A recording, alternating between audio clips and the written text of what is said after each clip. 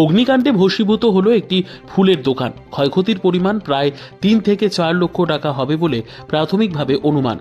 দমকলের দুটি ইঞ্জিন এসে আগুন নিয়ন্ত্রণে নিয়ে আসলেও দোকান এবং দোকানে থাকা আসবাবপত্র বাঁচাতে পারেনি।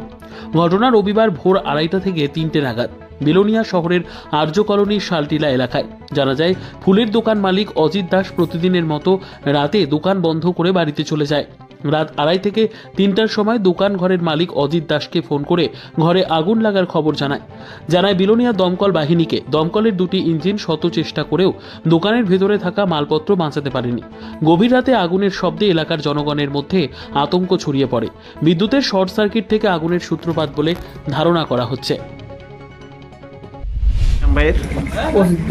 অজিত দাস কোন জায়গায়? এটা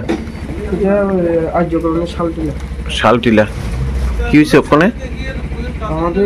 আমার দোকানে কিছুক্ষণ আগে আগুন লেগেছিল। তোমারই দোকান? কিসের দোকান?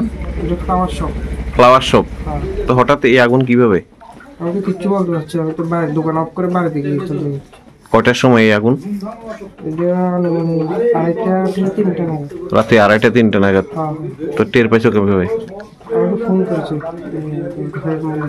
মালিক ফোন করেছিল। আচ্ছা, কেমন তোমার এই যে ক্ষয়ক্ষতির পরিমাণ কেমন? 3-4 লাখ টাকার মতো। 3-4 লাখ টাকার মাল ছিল, কিছুই রক্ষা হয়নি। ফায়ার ব্রিগেডের দুটো ইঞ্জিন দেখলাম, মানে আগুনটা অসম্ভব ছিল।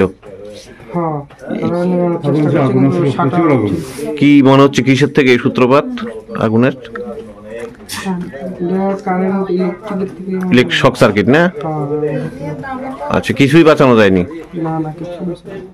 সব জিনিসপত্র সব চলে পুড়ে ছাই।